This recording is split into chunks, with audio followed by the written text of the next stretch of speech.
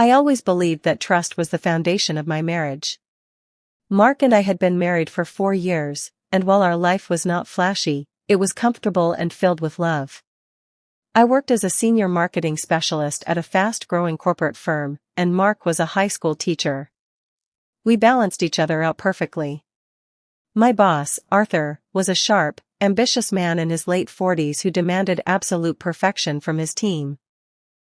For months, our company had been trying to land a multi-million-dollar account with a major tech client in Chicago. If we secured this deal, it meant a massive promotion for me and financial stability for our future. A week before the final presentation, Arthur walked into my office and told me that I was coming with him to Chicago. He said my expertise was crucial for the pitch and that we needed to win over the board together. When I went home that evening and told Mark about the trip, I noticed a slight shadow of hesitation in his eyes.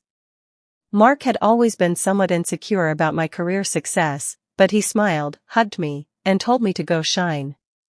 On Monday morning, Arthur and I boarded the flight. The trip started productively. We spent the entire afternoon rehearsing our presentation in the hotel conference room, tweaking slides, and preparing for every possible question the client might ask. By the time the pitch ended on Tuesday evening, the client was thrilled and signed the preliminary contract on the spot. Arthur was ecstatic. He patted my back and said we needed to celebrate at the hotel luxury restaurant. I called Mark right after to share the good news, telling him I would be back home tomorrow evening. I had no idea that within a few hours, my entire world would crumble. At 7 in the evening, I met Arthur at the hotel restaurant. The atmosphere was upscale, with dim lighting, soft jazz music in the background, and polite chatter from business executives. Arthur ordered a bottle of expensive red wine to celebrate our victory. At first, the conversation was strictly professional. We talked about the campaign rollout, future promotions, and potential bonuses. I had 1 glass of wine while eating my dinner, feeling accomplished and relieved that the intense workload was finally behind us. Shortly after, Arthur poured me a second glass. I usually have a high alcohol tolerance and can easily handle 2 glasses of wine without feeling impaired. But halfway through that second glass, something strange began to happen. My head started spinning, and my vision became blurry. The voices around me sounded distant and muffled, as if I were underwater. A heavy wave of fatigue washed over my entire body, making my limbs feel like lead. I tried to stand up to go to the restroom, but my knees buckled, and I had to grab the edge of the table to keep from falling. I remember Arthur reaching across to steady my arm, asking if I was all right. I tried to tell him that I felt terrible, but the words would not form properly on my tongue. After that moment, everything went completely black. My memory vanished into total darkness.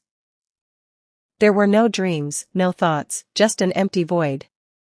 When my mind finally began to drift back into consciousness hours later, I felt an overwhelming weight on my chest and a thumping headache behind my eyes. I reached out, expecting to feel the soft cotton sheets of my own hotel room, but the texture was entirely different. Opening my eyes, I gasped in horror at what lay before me. The morning light was streaming through heavy velvet curtains, illuminating a room that was definitely not mine. I sat up abruptly, my heart hammering against my ribs like a trapped bird. Panic surged through my veins as I looked around. I was lying on a king-sized bed in a suite I did not recognize. My shoes were placed near the door, my coat was hanging on a chair, and worst of all, I was still wearing the clothes from last night, though my jacket had been removed.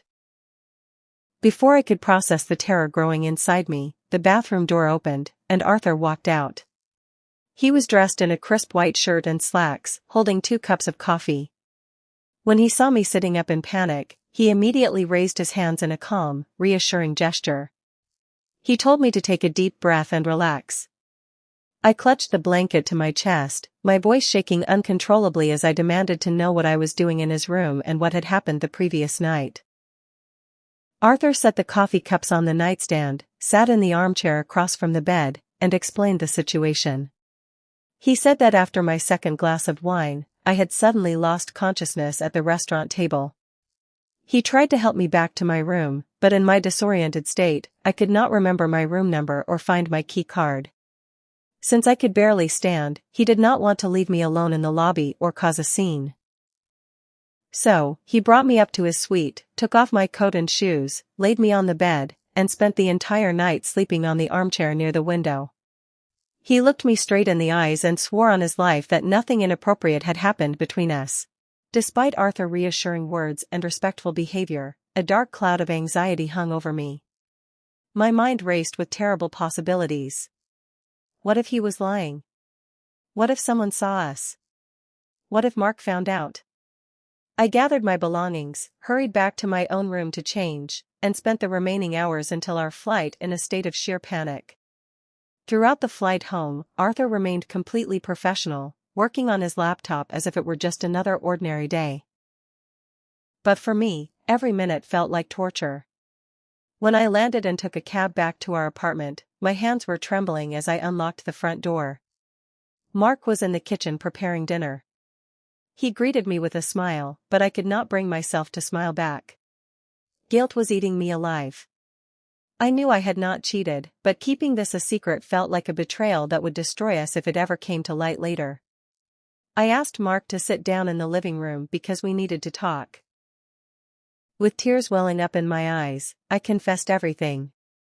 I told him how I had passed out after 2 drinks, how I woke up in Arthur's hotel room, and how Arthur insisted nothing had happened. As the words left my mouth, I watched Mark's face transform from warmth to absolute shock, and then to pure rage. He stood up so fast he knocked his chair over. He looked at me with eyes full of betrayal and disbelief. He yelled, asking how I could expect him to believe such an absurd story. He demanded to know why a boss would bring a married employee to his room and keep her there all night if nothing was going on. No matter how much I begged, cried, and swore on everything I held dear, Mark refused to believe me. To him, waking up in another man's hotel room was unforgivable proof of infidelity. The atmosphere in our home turned ice cold overnight. Mark moved his belongings into the guest room, stopped eating dinner with me, and barely spoke a word unless it was absolutely necessary. Every look he gave me was filled with resentment and hurt. Meanwhile, going to work every day became a living nightmare. I had to face Arthur in meetings, pretending everything was normal on the outside while my personal life was falling apart. Arthur behaved as if nothing out of the ordinary had occurred, which only added to my confusion. Was he truly just a gallant boss who saved me from embarrassment, or was he playing a deeper game? 3 days after returning from Chicago, while sitting at my desk late in the evening, my phone buzzed with an incoming text from an unknown number. The message read, "Do you really think you just could not handle 2 glasses of wine? Look closer at who was at the table next to yours." My heart skipped a beat. I read the message over and over again. Someone knew what had happened in Chicago. Was it possible that I was not just drunk, but had actually been drugged? The thought chilled me to the bone. If someone had spiked my drink, who was it, and why? I immediately replied to the number, asking who they were, but no answer came back. I realized that if I wanted to save my marriage and clear my name, I could not just sit around crying. I needed to investigate what really happened in that restaurant.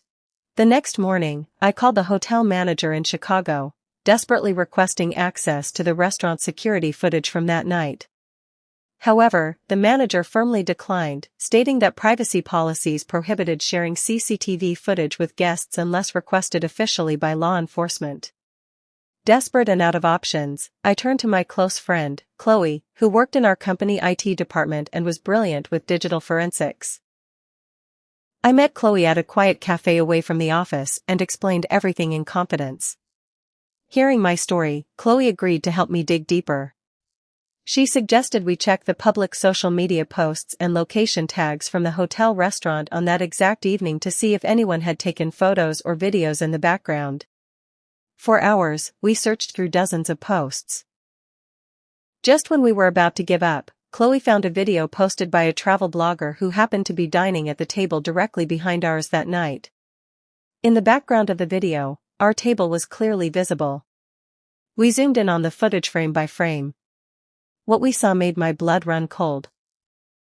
While Arthur was briefly away from the table speaking to the waiter, a woman approached our table, reached over my glass, and dropped a tiny white tablet into my wine before walking away into the crowd. I gasped as I recognized the woman in the video. It was not a stranger. It was Sarah, my senior coworker and main rival at the firm, who had been furious when Arthur chose me over her for the Chicago trip. The truth was finally unraveling. Sarah had secretly followed us to Chicago, slipped a sedative into my drink while Arthur's back was turned, and intended for me to cause a public scene or ruin the pitch so I would be fired. But her plan backfired when Arthur took me up to his room to keep me safe instead of leaving me in the restaurant lobby. Now, I had irrefutable video proof that I had been intentionally drugged. Armed with this video evidence, I scheduled an urgent meeting with Arthur and the head of human resources the following morning.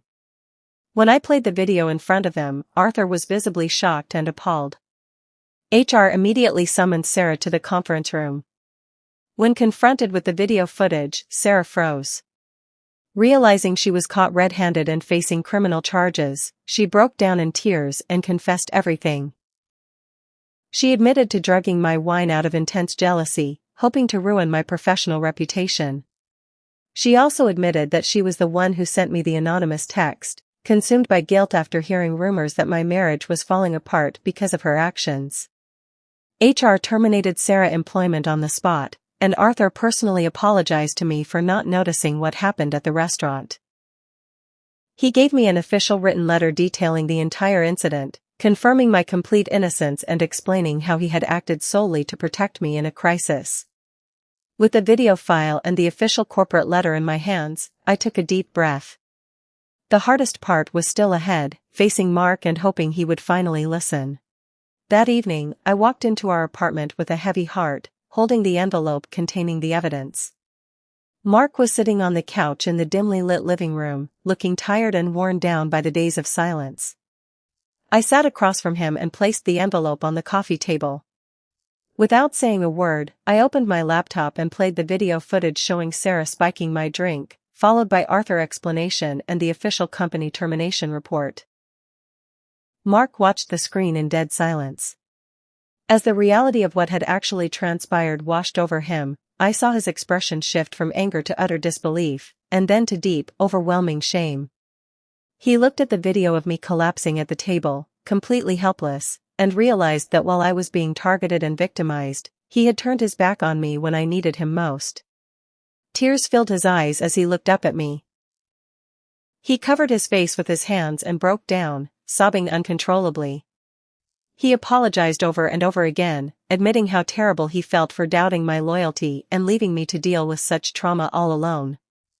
I sat beside him, and for the first time in weeks, he wrapped his arms around me and held me tight. It was a bittersweet moment. While the truth had finally cleared my name and proven my innocence, the emotional scars left by the lack of initial trust were deep for both of us. In the weeks that followed, life slowly began to return to a new sense of normal. Sarah faced legal consequences for her actions, including probation and a permanent mark on her record. At work, Arthur treated me with even greater respect, and the successful Chicago deal earned me the promotion I had worked so hard for. However, the true work was happening at home. Mark and I realized that while our love was strong, our communication and foundational trust needed serious healing. We decided to attend couples therapy to work through the lingering hurt and insecurity that this ordeal had exposed. Through counseling, Mark learned to address his hidden fears of inadequacy, and I learned how to set firmer boundaries in my professional life to protect my personal peace. It was not an overnight fix, but with patience, honesty, and mutual effort, our bond gradually grew stronger than it had ever been before. Looking back, that terrifying night in Chicago brought me to the darkest brink of losing everything I held dear, my career, my dignity, and my marriage. But going through that storm together ultimately transformed our relationship into something resilient and unbreakable. I learned that true trust is not just about believing someone when things are easy, it is about holding on to faith in them even when the whole world seems to suggest otherwise.